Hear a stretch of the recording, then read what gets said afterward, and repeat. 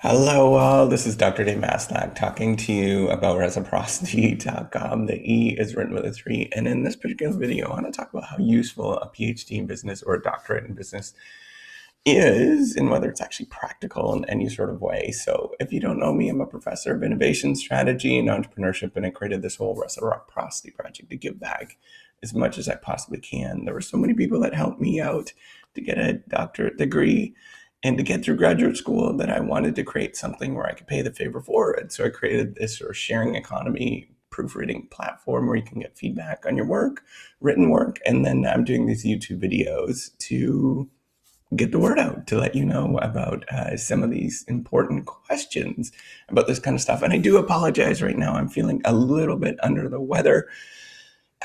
As my wife says, I have a man cold. So, anyways, so with that, is it actually important or useful to get a PhD in business? Does it actually make sense to do that? And it really, so from my personal perspective, it really depends on the kind of person that you're doing and what you're actually doing. So for one thing, it's always useful to gather knowledge, but the more important thing is how you're actually applying the knowledge and whether you're applying it in the right way. I think that's the key thing. So you could do a lot of reading. So for example, you can go and become an engineer. I'm an engineer, that's my undergrad. And you could do a lot of engineering and read all about it. But then if you never really apply it in one perspective or one way, you're not really appropriating any of its value. So you have to think about how to appropriate the value for you and apply that knowledge for you. So, and it's really tricky. I want to point out too that use and usefulness is really, really tricky to define in a lot of different ways. And it really is, if you're thinking about a doctorate, it's really, you should be thinking about the utility that you yourself are getting from this thing. So sometimes some people do a doctorate because they're just curious in knowledge and they don't really want to do too much after that with that particular degree. And that's fine. And that's actually a really wonderful, it's probably one of the better ways to actually pursue a doctorate because you're just curious and you want to apply something and sort of dig into something. That's amazing sort of reason. But then, other people are thinking about it in terms of, really practicality. Are they actually going to make money from doing this particular degree? And that's a lot more tricky question than sort of meets the eye. There's lots of things that are going on behind the scenes that you should be sort of aware about, that it's not necessarily all that straightforward. You'll likely get a job, but it might not be the thing in how you discovered or thought it was going to be initially. So you might think, I'm going to get a PhD and then become a professor at Harvard Business School. Hey, that's fantastic. The trouble is that it's a competitive market. There's lots of people that are competing for that particular position, just like any other position around the world. And so it's not necessarily all that easy to get through. I actually have a video on sort of PhD supply and demand, so you can watch some of that. And some of the older videos that I actually have are pretty useful on this kind of stuff. But you want to be thinking about use for you and the utility that you're going to get. So if you get it, if you're just doing it for the pure joy of it, you're probably going to get a tremendous amount of utility from gathering some knowledge and investigating something. But if you're doing it just for, to make money and to get out there and just to become very wealthy and to become a CEO of a company and stuff, I'm probably not going to sort of suggest that's the best way to do it. I want you to think about it a little bit differently.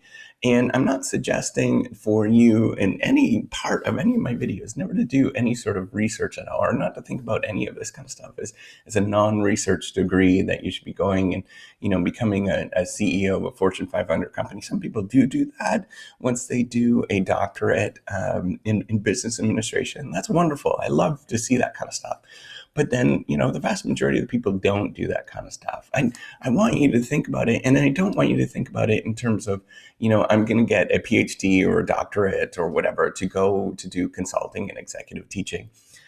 Way easier things that you can do to actually do some executive teaching and consulting. The easiest thing that you could possibly do is just go get an MBA, get a little bit of work experience. It's going to be a lot more inexpensive for you to do that. So I would go and get an MBA at a respectable university and spend 5 to 10 years in an industry and then start doing some consulting after that. And lots of people, if you didn't know this, lots of people actually go and do an MBA, an executive MBA, and then go into management consulting after that. So you can do that anyways and do a pretty good gig doing that. So there's some downsides with management consulting, as you probably already know, is that you're going to be on the road. It's really hard to sort of get gigs if you're doing it on your own and all that kind of stuff, right? But if you're part of, a McKinsey and a Bain and Co. and all that kind of stuff, you're going to be spending some pretty good hours on the road traveling on a regular basis. And I have a decent number of friends that have done this, and then they decided that that wasn't for them, and they went into something else. So, but what I want you to think about with a PhD or a doctorate in terms of its usefulness is I want you to think about the doctorate of business administration or a PhD, and they're kind of different. You can watch some of my other videos between them. I want you to think about this as a moment in time where you can take a pause in your life, this sort of craziness of your life, and to study something that you've always wanted to study and invest in that particular opportunity to study and to sort of take a deep dive into something that you're really curious about, right? Lots of people do this. And that is a really good motive to do something, especially if you're kind of well experienced in your career and you're an executive already and you're thinking of doing a PhD. Think of it as just taking the time to study some curious thing that you've seen around you that you're like, I wonder how that works, right? So, people that are it's senior executives in a hospital, for example, they might think about, how does healthcare administration actually truly work? What's going on behind the scenes? How do private-public partnerships actually work? Do they work? There's lots of really curious things that you can study and dig into. They're really fun and interesting. And you don't have to stop at sort of major corporations and Fortune 500 corporations and all that kind of stuff. I don't want you to think about it in that kind of way. People that do a doctorate and people that do a PhD study all sorts of crazy things, and especially in this day and age, you're much more expected to do that at this moment. So, for example, if there's something that you want to study and you want to study, maybe it's hospitals. Well, maybe you should study not only American and Canadian and, British hospitals, but go see how they do it in Africa, right? Like there's some really cool stuff that's going on there. Or think about what people are doing in Brazil and South America. Or think about, you can go into different ways in sort of investigations in terms of sort of really even, just things that you wouldn't think about at all. So for example, you want to figure out how people actually do advertising. Well, go talk to somebody on the streets of Manila in the Philippines and figure out how they are actually doing advertising in Manila and see how they can actually grow a business on the streets of Manila. I think that would be fantastic if you did that and did some real deep dive into how people are actually doing it on a day-to-day basis, right? Not just these Fortune 500 companies. We know that how they kind of do that kind of stuff. There's been tons of research on that, but nobody's really kind of took a deep dive into, how do people on the street are actually doing this advertising and actually becoming successful at it? And then they're kind of building themselves out. There's tons of stuff. The world of research is sort of completely incomplete. If you want to think about science, for example, there's only a handful of people around the world that actually study sort of the business of science and get into the business of science. There are, it's a really small field, to be honest, once you start digging into it. Over the course of the last 50 years, there's probably only been like 1,000 people that you would say that they've actually studied that particular area.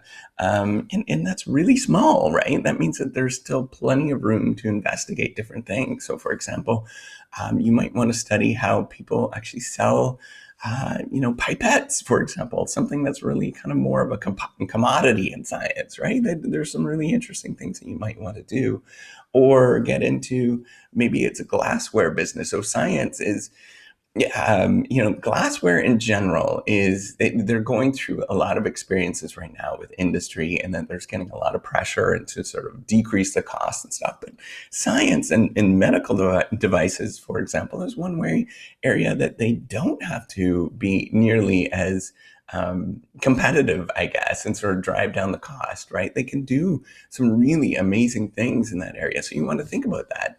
It's a world's a wonderful place, and you can look at it. So another example of this, you might want to study NASA, right? There's been a number of people that have studied NASA, but I don't know a lot of people that have studied sort of contracting relationships that happen at NASA, right? Like there's amazing things. Or you can look at the European Space Agency. Even less people have looked at that. A lot of people have looked at American stuff. A lot of people have not looked at, the European Space Agency. In my field, I study medical devices and medical technology. Lots of people study stuff that happens not a lot. A small number of people have studied stuff that's happened in the US. There's next to nothing. There's very few people that I know that are studying the business of what happens in the Ukraine, for example. You just start looking around. The world is a wonderful and crazy place, and you get to spend 4 to 5 years. If you're doing a DBA, it's shorter, and then you can go and actually do business in that kind of area because that's what you're trained to do. But if you're doing unless you're at Harvard's weird. But if you're doing a PhD, you can spend, 4 to 5, your entire lifetime investigating this kind of stuff, right? So maybe you really and another example that's kind of kooky is maybe you really love the holiday season. Nobody I know is actually doing legitimate, really good research outside, probably in marketing. I don't know, but in business, nobody's really investigating, in strategy. I mean, nobody's investigating this at all in terms of what happens in the holiday season, in terms of, strategic importance of the holiday season in terms of growth for a company. I mean, nobody does that, right? It's a weird thing that we don't study it, but it could be really amazing for you because you can, if you love the holidays, you love, and I'm going to use the American holidays. I apologize for all the people around the world. I just don't know a lot of, maybe Diwali and things like that. But I just don't know a lot of them. So if you love Christmas and Easter and Labor Day and all that kind of stuff, well, then you can actually study that. And July 4th, you can start studying it and spending some really fun times doing this. You could study how people do set up they set up sort of the celebrations in different cities, the fireworks industry in different cities, if you like the July 4th. The world's your oyster, and that's all I'm trying to point out. It's really, really useful if you take it in this perspective. A PhD or a doctorate in business administration allows you to study whatever the heck you want to study, and it's okay to do that and to pursue that particular direction and study that particular thing. It's extremely useful if you're taking it in that perspective. And then the other cool thing is what you're doing when you're kind of going in all these kind of weird directions, like I'm trying to get you to think about, is you're carving out your niche in what you're going to study, and then you become recognized for that thing that you're studying, right? So you might be the person. So coming back to the fireworks 4th of July thing, well, then people are like, oh, you're the person that studies the 4th of July and the industry of the 4th of July. That's cool, right? Like it's super interesting. You've crafted out a niche that gives you kind of an inside look in a lot of different things. It allows you to maybe even do some consulting eventually, not when you start out, but when you carve out your niche is what I'm saying, and you can study all sorts of things and understand this industry. And then what you can also do when you do these kind of crazy things and take a deep dive and whatever it is you're interested in. I had a PhD student that did his dissertation on the Black Lives Matter movement that happened. That's cool, right? So you can take that and actually leverage that and take a deep dive into that particular thing. And then what you'd want to do is gather some knowledge of what's happening there and sort of leverage it and apply it to different areas and see how you can apply it in different ways. That's cool. That's exciting. That's, that you are being extremely useful and extremely practical in a lot of different ways.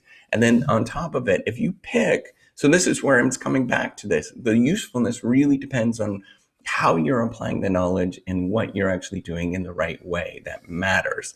So what you have to do is think of a way that is actually think of something that is not only really interesting and unique, but also ways that you can apply it and come up with some ways to actually generate value for yourself by doing that, right? So sometimes it's easy to Wall Street is very easy to sort of monetize the stuff that happens on Wall Street, right? But if you're thinking about appropriating value, um, about what happens on the streets of Manila or in South Sudan, for example, there is a lot of government agencies that are willing to sort of sponsor this kind of research and continue to grow that research. And a lot of universities love it at this moment that you're doing this kind of stuff. It's a really, really hot topic to investigate, to see how we can sort of do commercial enterprise in some of these, in particularly in these sort of what's called the bottom of the pyramid places, right, where you're on the street, right, and you're thinking about how to actually get people to be a lot more entrepreneurial, and they already are, right? Like a lot of these people are amazingly entrepreneurial, and so that's what's cool is that these people are a lot more entrepreneurial than most of us, and yet we're not sort of researching these businesses and people just because they're going under the radar, right? They're not the Fortune 500s, they're not the Amazons and stuff like that. So that's what I want you to think about is when you're doing a PhD or thinking about doing a PhD or a doctorate in business administration, it's really practical, but you have to figure out how to apply the knowledge that you're doing. If you're just doing it just because, and you're kind of going in all sort of different directions and you're not kind of lost, it's going to be it's going to be hard for you to sort of gain any traction, and B, it's going to be hard for people to sort of think about who you are and what you're doing, and the practicality kind of gets lost at that moment. So you have to think about how you yourself are going to be very practical, and then you can leverage it to do stuff that you really want to do for those 3-4 years, and then hopefully after that it becomes a career where you're actually doing research and sort of leveraging these kind of things going forward, right? So hopefully this makes sense with this particular question, and if you do like it, give me a thumbs up. And I apologize for the squeaky voice. Yes, it's very squeaky, very very much got the old man cold right now. But anyways, take care, have a wonderful day.